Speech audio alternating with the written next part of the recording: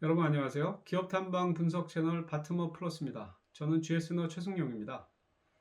먼저 동영상 1편 내용에 담긴 주가와 PER이 업로드 당시의 주가 PER과 큰 차이가 있었습니다. 죄송스럽다는 말씀드립니다. 지난 1편 작업을 마무리하는 짧은 기간 동안 코프라 주가가 급등했는데 이에 대한 대처가 민첩하지 못했습니다. 앞으로 개선에 노력하도록 하겠습니다. 이번 분석 2편은 1편 동영상의 바탕 위에서 연관 있는 내용들을 좀 더 찾아 검토하고 코프라를 바라보는 틀과 투자 전략의 근거를 마련하고자 노력했습니다. 자, 함께 생각해 보시면서 여러분의 투자 아이디어와 투자 전략을 세워보시기 바랍니다. 화면 내용은 코프라 주가 방정식을 생각하는 시작, 이렇게 말해도 되겠습니다. 지난 1편에서는 코프라 주가의 핵심 동의는 무엇인가 라는 궁금증을 가지고 진행해보는 내용이었습니다. 그 과정에서 코프라의 매출을 이루는 구성들과 매출에 영향을 미치는 환경, 그리고 원재료들과 원재료 가격 추이도 자연스럽게 살펴보게 되었습니다. 요약한 내용은 매출 추이와 주가 방향성은 일치하지 않는다. 그러므로 코프라 주가의 더 큰 핵심 동의는 스프레드이다. 스프레드에 영향을 주는 원재료 가격은 현재로선 급등 가능성이 높지 않아 보인다. 그리고 매출에서도 스프레드에서도 외생 요인과 코프라의 고유 요인이라는 말을 반복해서 언급한 바 있습니다. 모든 기업은 외생 요인과 회사 자체의 고유 요인에 영향을 받습니다. 하지만 저는 코프라에겐 아직은 외생 요인의 영향이 더 크다고 보고 있습니다. 스프레드 중 원재료 가격은 회사가 컨트롤할 수 없는 영역이고, 경량화 소재의 판매량은 완성차 업체들이 친환경차를 언제 그리고 얼마나 생산하겠다는 중장기 생산 플랜이 무척 중요한 결정 요소이기 때문입니다. 한편 올해에는 스프레드와 매출액 두 가지 다 코프라에겐 좋은 여건이라고 판단하고요. 이는 제 실적 추정의 바탕이기도 합니다. 따라서 작년 2020년과 올해 2021년은 코프라의 이익이 많이 개선되어서 현재 PER 값으로 본 주가 수준도 상승 여력이 있다고 판단하고 있습니다. 과연 이런 생각들이 옳은지 그렇지 않은지 이제 세부적인 사안들을 하나둘 살펴보면서 합리적인 판단에 다가가도록 노력해 보겠습니다. 우선 표를 보시겠습니다. 2011년부터 비교적 긴 시계열의 실적과 추정치인데요. 코프라를 이해하시는데 더 도움이 되실 듯해서 올려봤습니다. 표 맨 아래는 연도별로 PER 수치를 보실 수 있겠고요. 연결과 별도 실적을 통해서는 해외 현지 법인 설립 이후에 매출과 수익의 변화를 비교하실 수 있습니다. 여기서 잠깐 언급하고 가면 코프라의 두 해외 생산 법인이죠. 미국과 중국 법인 모두 매출을 크게 반영했던 2018년부터 연결손익의 수익성이 본사보다 좋아지기 시작한 것을 발견할 수 있습니다.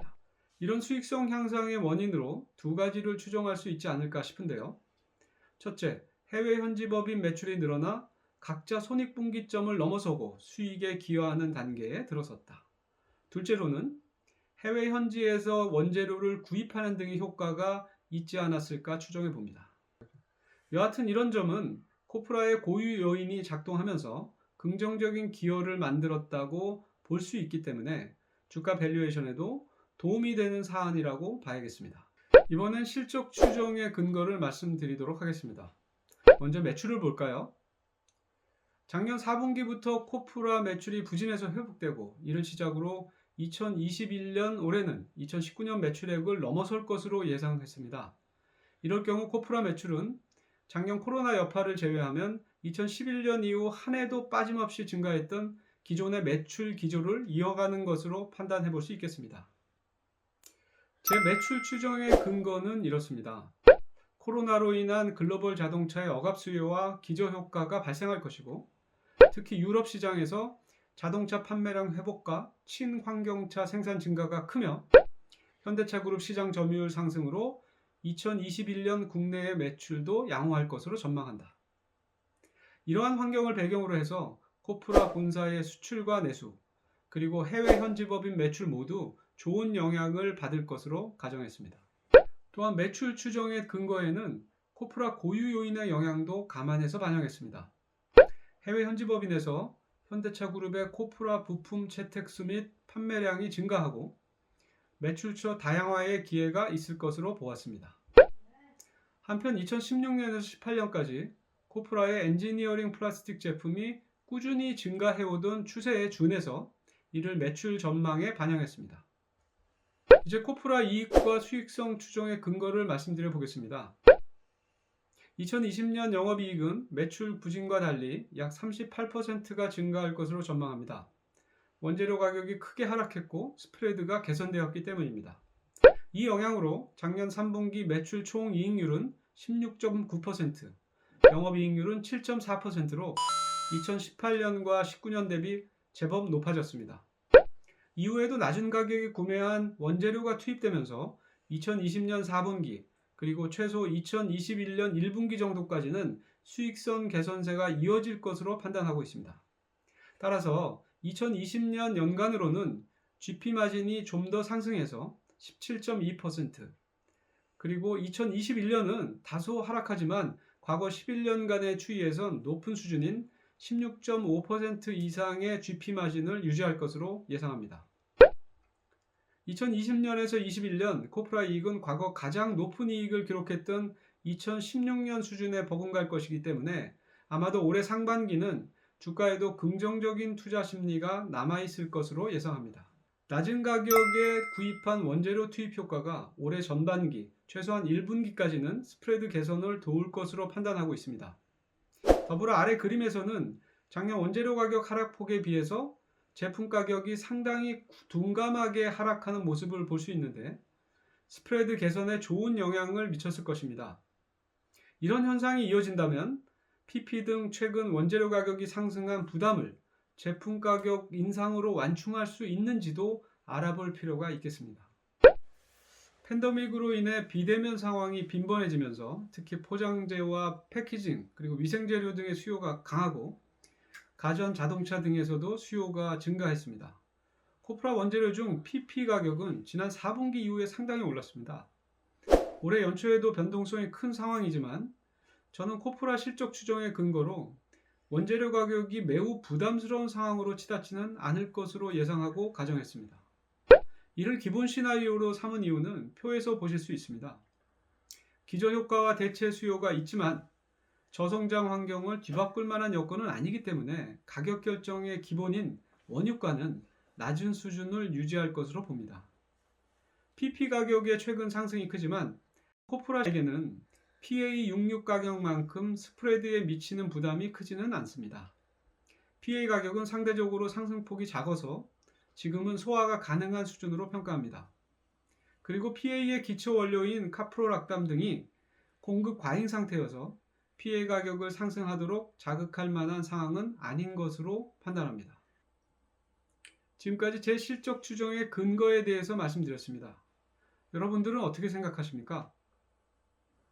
제 실적 추정에 수긍하신다면 현재 PER은 10배에 약간 못 미치고 PBR은 0.92배 수준입니다. 자, 그렇다면 주가를 어떻게 판단하시겠습니까? 이제 제가 생각하는 코프라 주가 방정식에 대해서 말씀드릴 차례가 되었습니다. 그림을 보시죠. 제가 코프라의 적정가치 판별을 위해 생각하는 틀을 그림으로 나타낸 것입니다. 주가 방정식을 그림으로 표현한 것이라고 보셔도 될 것 같습니다. 녹색 실선은 코프라가 고유 요인 역량을 강화해와서 점진적으로 기업 가치가 상승하고 있다는 판단을 형상화한 것입니다. 그림 위편의 자주색 실선은 스프레드 변동인데요. 저는 코프라 주가의 영향력이 가장 큰 핵심 동인이라고 판단하고 있습니다.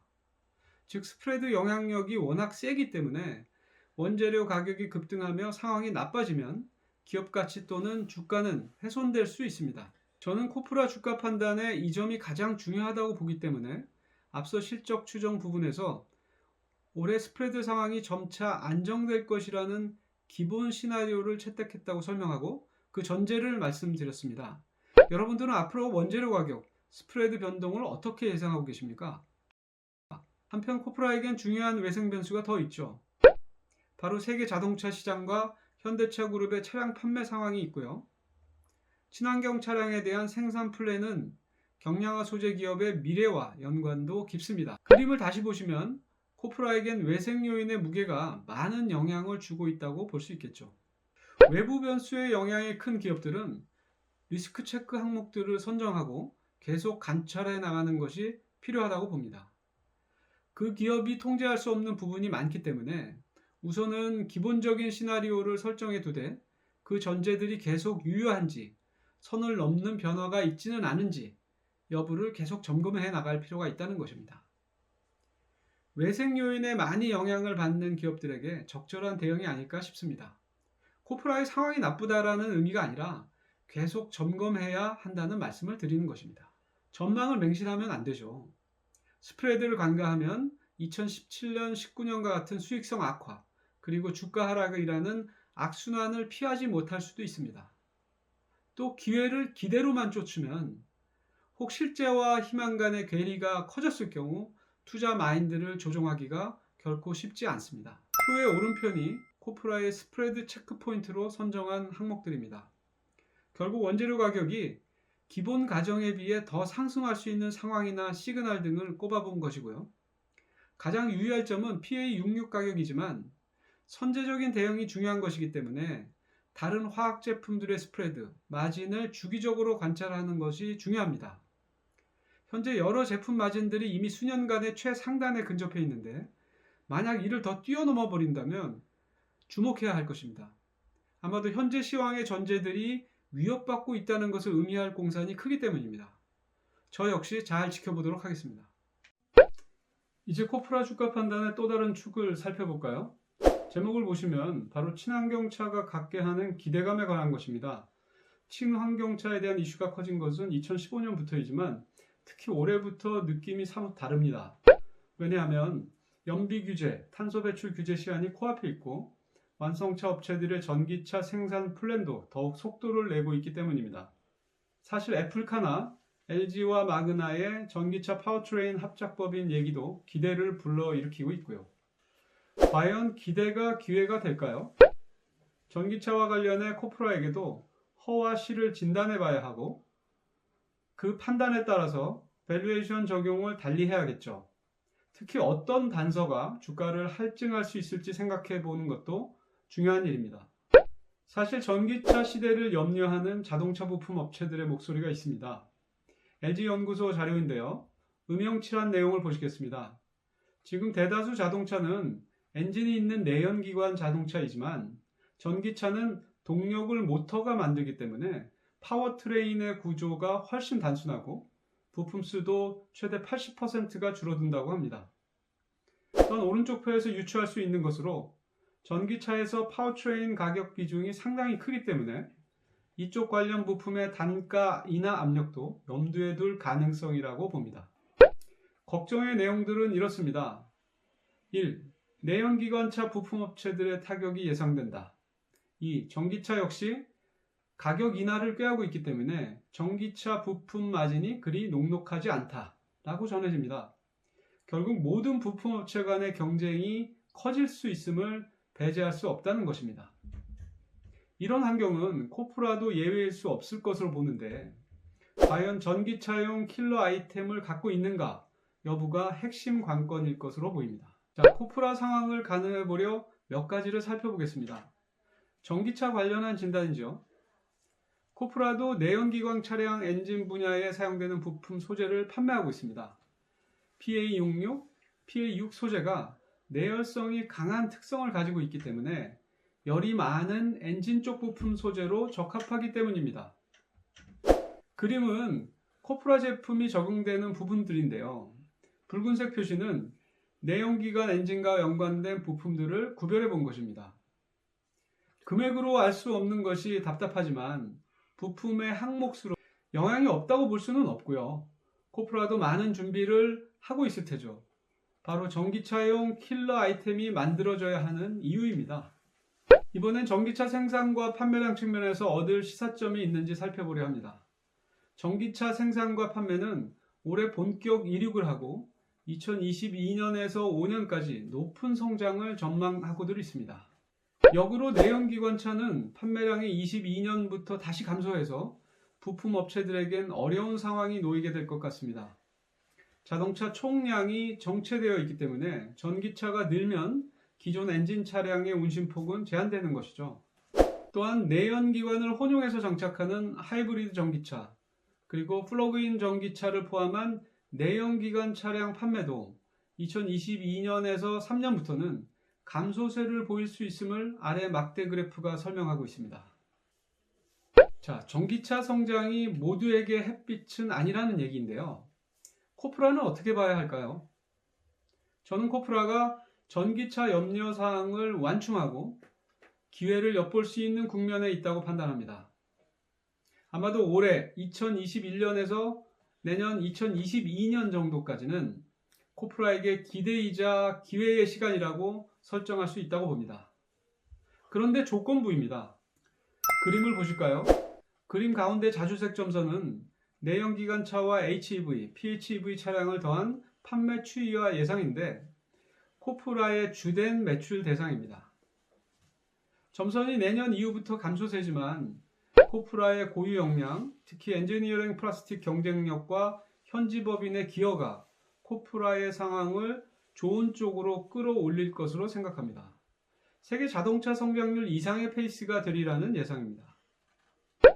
문제는 전기차 비중이 10% 정도가 되는 2024년부터 분기점이 되지 않을까 싶습니다. 내연기관 차량 판매가 코로나 영향으로 극심하게 타격받았던 작년 수준보다 낮아질 가능성이 높습니다.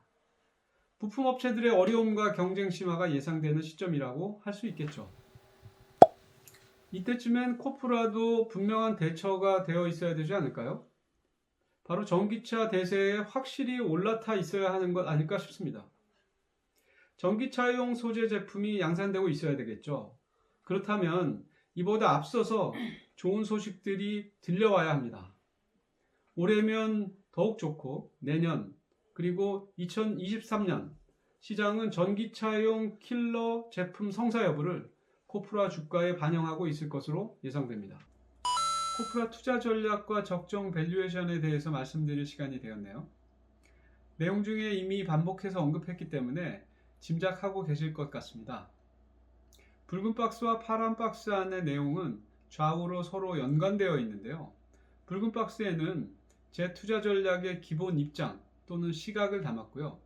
이를 토대로 밸류에이션에 대한 생각을 파란 박스에 적어놨습니다. 먼저 목표 가격, 밸류에이션을 적용하는 데 있어서 전기차와 경량화를 이슈로 삼아 너무 공격적으로 잡으면 안 될 것 같습니다. 전기차 이슈로는 캡이 있다고 보는데요.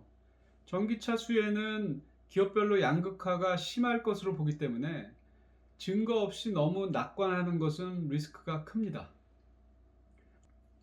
다시 말씀드리면 목표 밸류에이션 배수를 크게 확장하고 장기 투자를 과신하는 것은 유의해야 하겠습니다.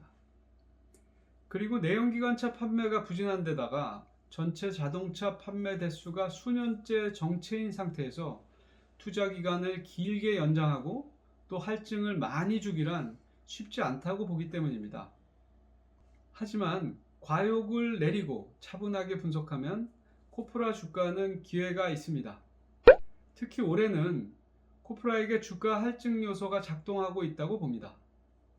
과거 2013년에서 16년의 상황과 유사한데요.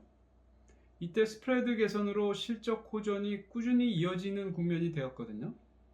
이 시기의 밸류에이션 사례를 참고할 만하겠습니다. 그림을 한번 보실까요? 앞서 주가 방정식에서 보셨던 그림입니다.